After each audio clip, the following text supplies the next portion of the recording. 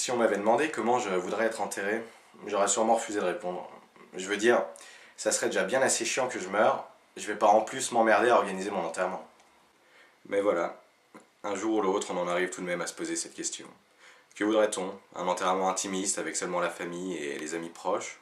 Ou bien voudrait-on que les médias soient présents et que toute la jet-set se penche sur notre cercueil? Un enterrement sobre et élégant ou un enterrement qui en met plein la vue avec des effets pyrotechniques, des cascadeurs et un porte-avions?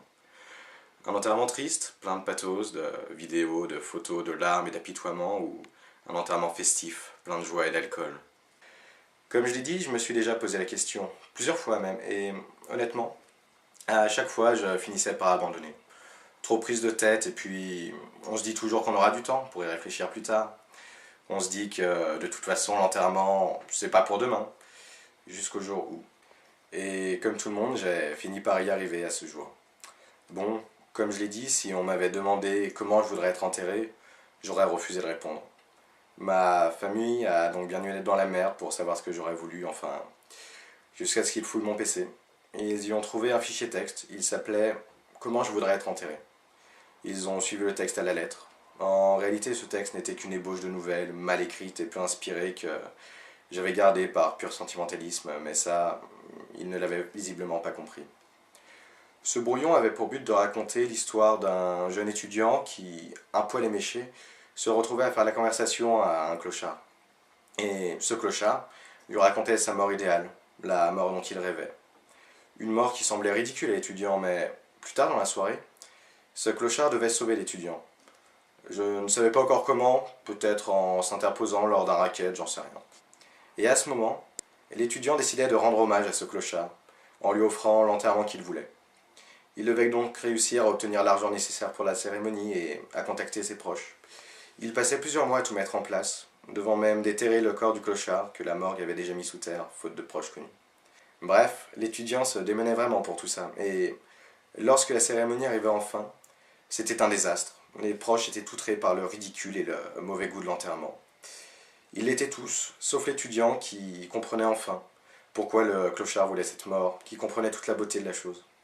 C'était l'idée. Bon, dans les faits, j'avais juste décrit la cérémonie puis j'avais laissé tomber. En fait, le principe était pourri, c'était long et au fond, sans grand intérêt pour le lecteur. Enfin, l'important là-dedans, c'est que lorsque complètement bourré, j'avais décidé d'écrire une petite nouvelle marrante sur un enterrement pourri, j'avais en fait écrit mon propre enterrement. Le principe de l'enterrement était d'être ridicule et touchant en même temps. Par exemple, à la place d'un cercueil en bois, le clochard voulait qu'on l'enterre dans un objet qu'il n'avait pas pu fréquenter depuis des années. Il avait aussi demandé à ce qu'on mette avec lui quelques objets lui rappelant des souvenirs et de quoi écouter de la musique, car si certains CD peuvent réellement réveiller les morts, ça serait con de pas en profiter.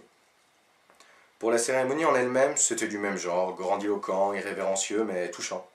Enfin, c'est ce que j'avais essayé d'écrire en tout cas. Et c'est comme ça que je me retrouve maintenant, 10 pieds sous terre, dans une baignoire recouverte d'une planche de bois, à jouer à Pokémon sur une vieille Game Boy Color, un CD de Mr. Bungle tournant dans ma chaîne hi-fi à côté de mes pieds, et un bateau miniature posé sur mon ventre. Si on m'avait demandé comment je voudrais être enterré, j'aurais sûrement refusé de répondre, mais au fond, si j'avais dû donner une réponse, je pense que j'aurais demandé à ce qu'ils le fassent exactement comme ils l'ont fait pour moi, il y a 2 heures. Mais j'aurais aussi précisé que je ne voulais pas être enterré vivant. Eh, hey, si t'as aimé ce texte, tu peux venir sur ma page Facebook pour proposer le prochain. Salut.